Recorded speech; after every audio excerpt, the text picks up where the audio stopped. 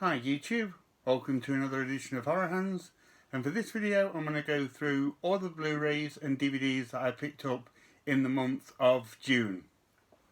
So the first one up is a beautiful box set from Severin. This is All the Haunts Be Ours, which is a compendium of folk horror. So all kind of folk themed horror films from I think kind of 60s, 70s and 80s. I think all kind of from Europe and things like that.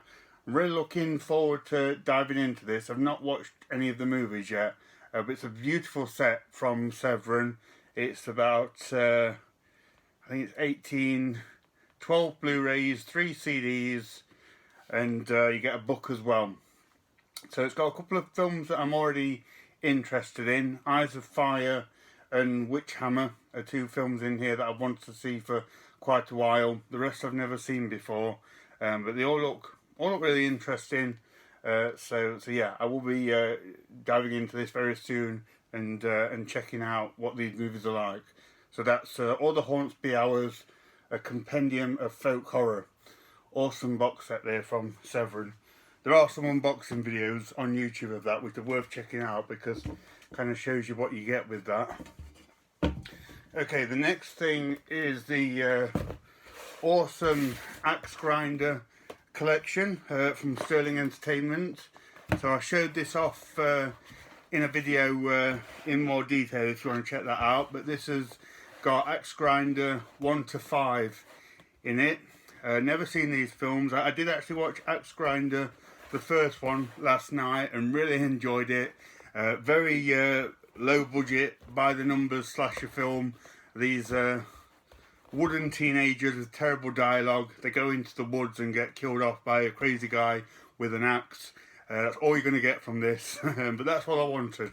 That's all I needed, and I enjoyed it for the low budget nonsense that it was. So I'm looking forward to checking out the sequels to Axe Grinder, which I'm sure will be the same as the first one. But yeah, really nice set there and fun low budget slasher films. So that's the Axe Grinder collection. Right, next up some extreme shockumentary stuff. I picked up Banned in America 6. So these are really extreme, kind of like death videos. I don't recommend them to casual viewers. It's pretty extreme stuff. But I'm trying to get all of these. I've got every single one now but number 5. I don't tend to usually buy things out of chronology, but these are so hard to find. When I see one, I just get it. So yeah, I have all of them at number 5. It does bother me that I'm missing one, but happy to get the 6th one. So if anyone knows where I can get a copy of Banned in America 5, please let me know. I doubt anyone does, so it's no drama. But anyway, yeah, that's Banned in America 6. Next up from Scream Factory is Body Parts. This was a really fun horror film from the early 90s. Jeff Fahey, he's in a car accident and loses his arm, and he gets a new arm put onto him. But I think it was like the arm of a serial killer or something. So his new arm starts doing its own thing and starts killing people, things like that. Brings a whole new meaning to the term horror hounds. But yeah, this was a really fun film. I'd never seen this one before. I saw a few people picking it up when it came out, and they spoke very highly of it. So I finally got around to checking it out and thought it was a really cool film. So good to finally get Body Parts for the collection. Okay, next up I got the Camp Blood collection. Same thing as the Axe Grinder set. I think this has got 11 or 12 movies in it. So yeah, this is a really nice set as well. Again, I showed it off in a previous video. But again, looking forward to going through all of these. I have seen the first Camp Blood and I enjoyed it for what it was. So I'm looking forward to going through all these. Great to have all the Camp Blood movies in one set. So yeah, I'll go through them at some point soon. Okay. Right, next up I picked up The Cursed. I struggled with this one, couldn't really get into it. It's very long, very dull, very dreary. Got a couple of decent creature moments in it, but it's few and far between. And like I say, for such a long film, I just really couldn't get into this one. It was pretty hard going, so not one that I enjoyed, unfortunately. That's that one. Next up from Shudder, I picked up Death Valley. This was a pretty fun, kind of undemanding film. These kind of soldiers go into like this bunker, and there's these creatures in there that are sort of killing them off. I thought it was very similar to Doom. Similar kind of thing, very similar kind of looking creatures. So if you like Doom or Doom Annihilation, you'll probably get some enjoyment out of this one. Just don't expect too much from it. But yeah, it was an enjoyable enough film. That's Death Valley. Next up from Arrow, I picked up Demonia. Pretty good Lucio Fulci movie from the early 90s. I did do a review of this, so feel free to check out that video if you want to know more of what I thought of the film. But I thought it was an enjoyable film, and a really nice release here from Arrow as well. One of their like more thick pack type designs. So yeah, Demonia was cool. Okay, next up I got the Easter Bunny Massacre. Alan Scalcer sent me this a while ago, but I forgot to mention it. But thank you, Alan, for this. I did give it a watch. Not the best movie. I can see why you weren't keen on it, Alan.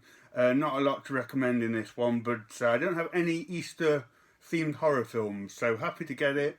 I'll add it to the collection, and yeah, but not one that I would recommend. I wouldn't seek this one out. It's a bit slow and a bit flat. But again, thank you, Alan, for Easter Bunny Massacre.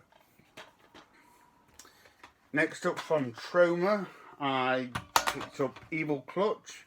This is like a bit of like an Evil Dead kind of rip-off. Didn't think it was anything special, but it had some entertaining moments. It wasn't all that bad. This was interesting because when I was asking for recommendations for my 24-hour movie marathon, somebody, sorry I forget who it was, but they recommended this movie, and I'd literally picked this up on the day they recommended it. It was a complete blind buy. I didn't know the film, and they came in and recommended me to watch something different like Evil Clutch, so I thought that was an interesting coincidence. But yeah, not too bad. Okay, the next one I picked up, I thought this was pretty interesting. This was The Fanatic, and this got a lot of hate when it came out.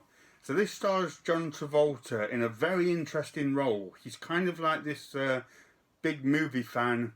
I think he's clearly got sort of learning difficulties and issues in the film, and he is a massive fan of this Hollywood actor played by Devon Sawa, and he latches onto him. He finds out where he lives, and he won't leave him alone, and it starts to get a bit weird and a bit darker and things like that. Plus the Devon Sawa character, he's not a very nice guy either, and yeah, it all gets a bit intense towards the end. I thought this was really good. It was a strange role for John Travolta, albeit he played it very well. And yeah, I thought this was a rather enjoyable one. A lot of people did not like this one, so maybe don't take my word for it. But I thought this was a good film, directed by Fred Durst as well, which I thought was interesting. But yeah, personally, I enjoyed The Fanatic. I thought it was an interesting movie. And there's some couple of cool horror references in this as well, because he's a big horror fan. So I appreciated those. Next up, I picked up Frankenfish, which is a silly, cheesy little monster movie. This sort of monster fish creature here, I think, is hanging out in the swamps, killing people off. Pretty undemanding B-movie creature feature. I really enjoyed it. This is exactly my kind of movie, so I got a lot of fun from Frankenfish. Thought it was pretty awesome. So if you're into your silly creature features, I can recommend that one. Next up from Arrow, I picked up Hounds of Love, which is an Australian film. I believe it's a true story of this couple that abduct girls and kind of torture them and kill them. Pretty disturbing stuff. Pretty unrelentingly disturbing, to be honest. And a good film. Not my kind of film, I have to say. Not really one that I kind of go for or get all that much excited about. But can't fault the filmmaking. Definitely did its job. It definitely unsettled me. So yeah, just not one that I would return to or that much. I don't think it's quite a tough watch as well. But yeah, very well made. So that's Hounds of Love. Next up from Warner Brothers, I picked up The Hunger. Never seen this one. I think this was Tony Scott's first film, and very kind of like arty vampire movie with David Bowie and Catherine, what's her name? I can't remember her name, and Susan Sarandon. I thought it was okay. I didn't enjoy this nearly as much as I thought I would, to be honest. I'd heard good things about this one. I thought it was okay, and that's about it. Glad that I've finally seen it, because it's one that I've known of for a long time, and rather like seeing David Bowie in movies. But yeah, other than that, I didn't get into this one all that much. It had its moments, but no, not really my kind of movie. But yeah, anyway, that's The Hunger. Next up, this was kind of interesting. This is another bit of extreme stuff.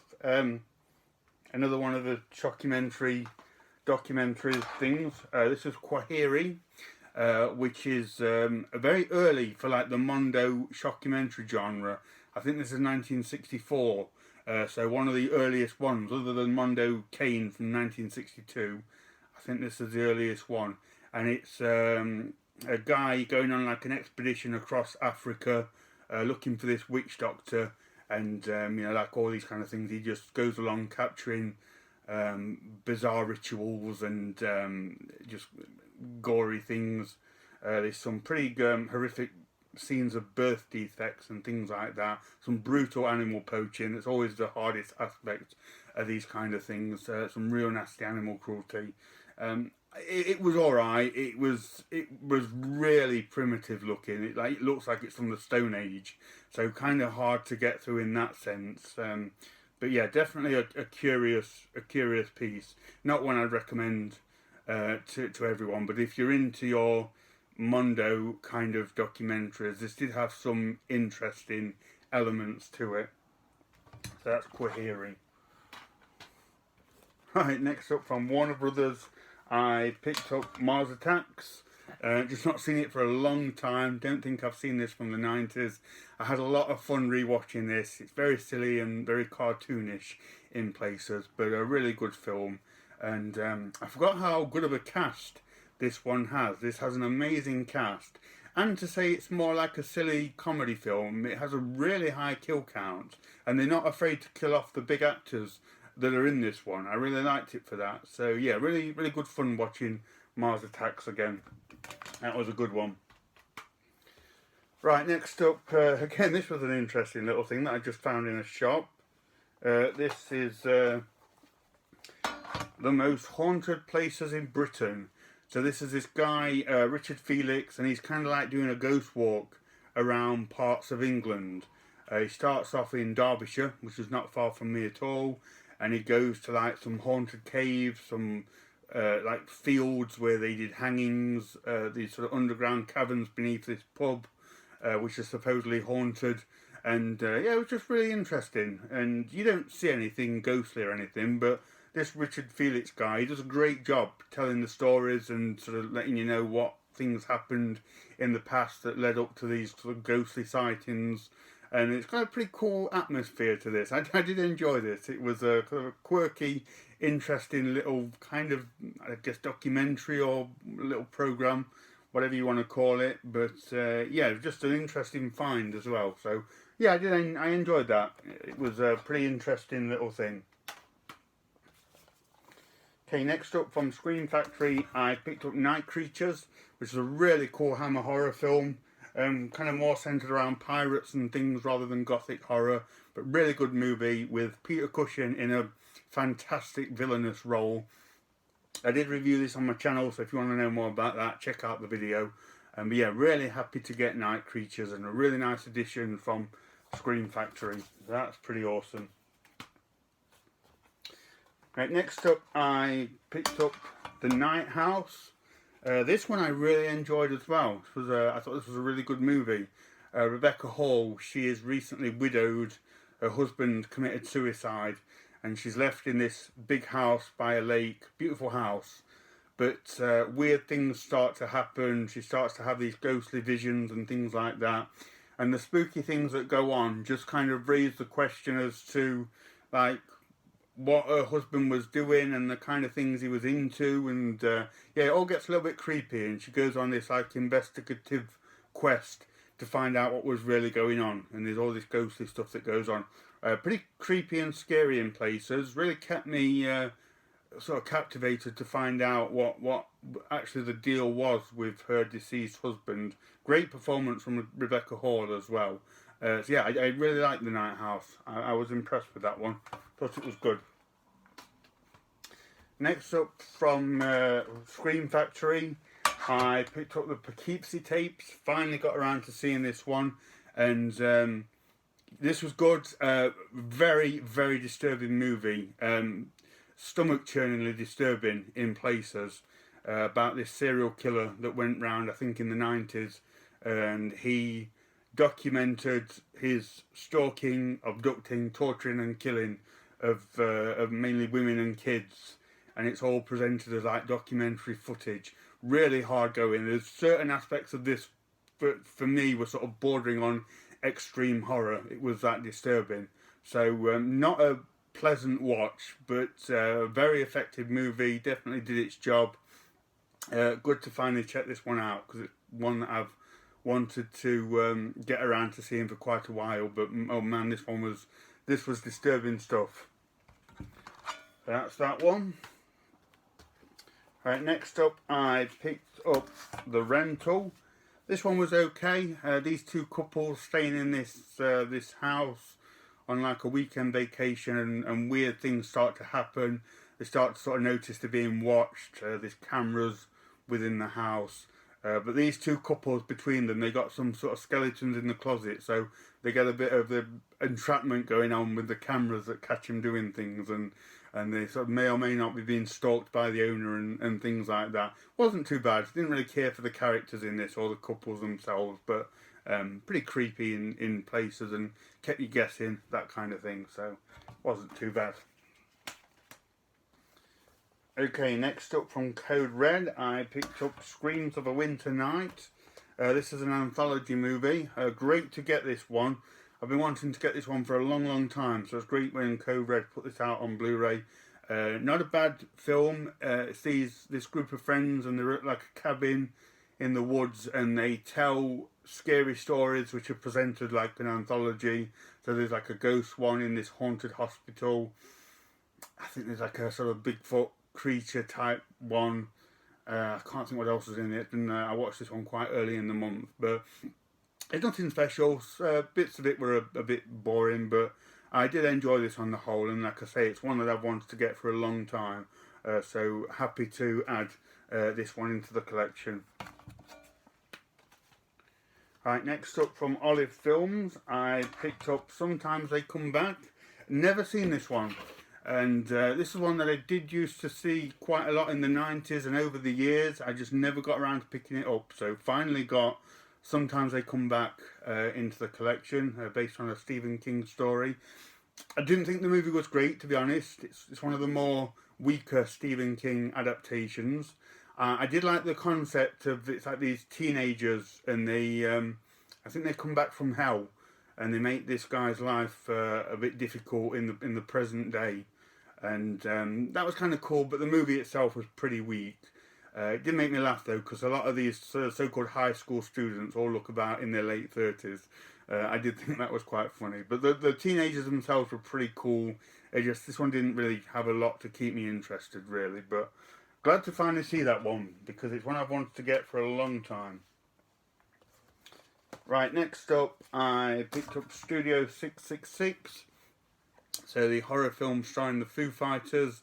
In this one they rent out this big house to record a movie, but there's dark forces within the house, and it starts to possess the band members, in particular Dave Grohl, who becomes obsessed with creating this sort of demonic composition to raise all these dark forces. It's a really fun film. I'm not a huge Foo Fighters fan.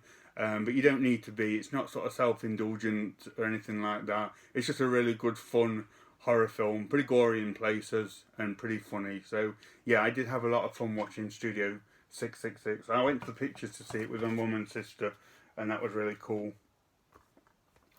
Okay, next up from Scream Factory, I picked up The Town That Dreaded Sundown from the 70s. Another one I've wanted to see for quite a while. So this is directed by Chuck Pierce, who did Boggy Creek. So I really wanted to see that because I love Boggy Creek. And this one, it has that same kind of low-budget regional feel to it. Not as good as Boggy Creek, but I did enjoy this. It's a strange mix of horror and humour, because the scenes with the killer, he's going around the town killing people, and those scenes are pretty strong, pretty scary, pretty intense stuff. But then the police aspects are quite bumbling and quite comical, so it's a strange mix of horror and humour. But yeah, pretty decent, enjoyable movie from the 70s there. That's that one. Next up is The Vampire's Ghost. This was recommended by one of my viewers, Eric. I'm sorry, I don't know your second name, Eric, but yeah, he recommended this one as a really good movie from the 40s, and it was. I really enjoyed this. It's set in Africa, where this guy, he's a vampire, and he sort of, there's this other guy and his wife who are working there, and he takes over the guy, and he starts to like unwillingly do his bidding, and yeah, just a really good sort of 1940s horror film.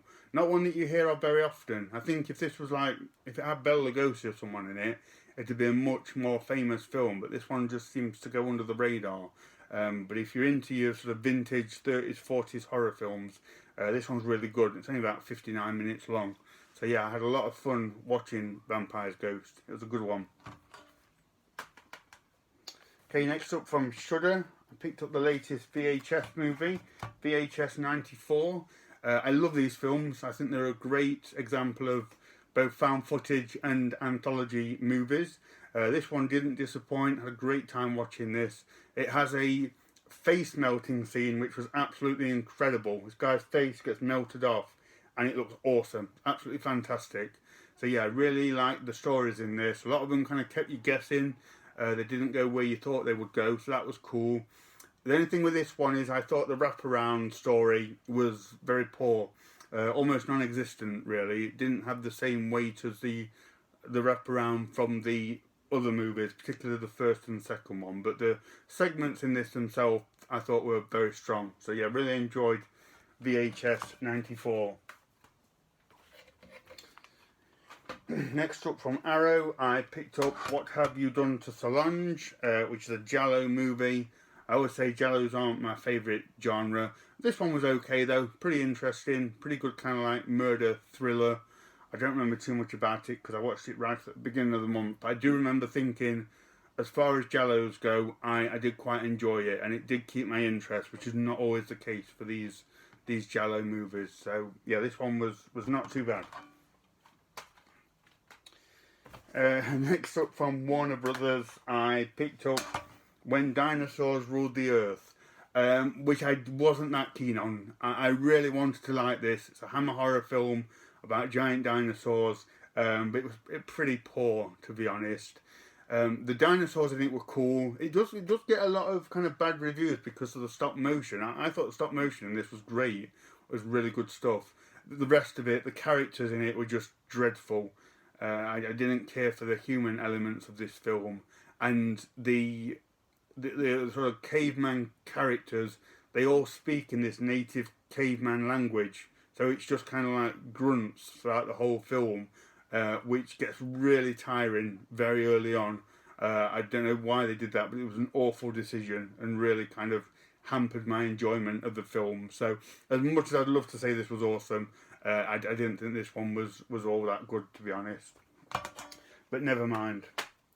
And then the last one I picked up from Kino Lorber is Without Warning, which is a pretty fun alien creature feature from about 1980, I believe.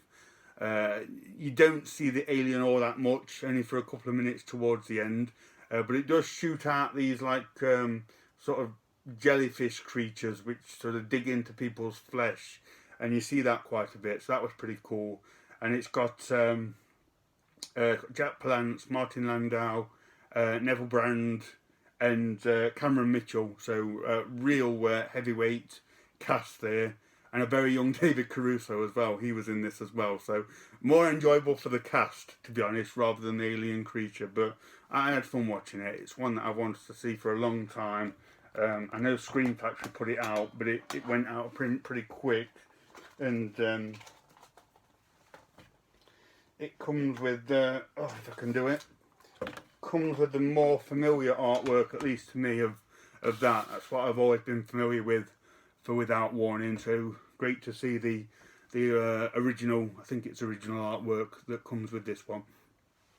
So that's everything that I got this month, guys. As always, let me know what you think. Any here that you like, any that you don't like, let me know. So thank you very much for watching, and stay tuned for more videos.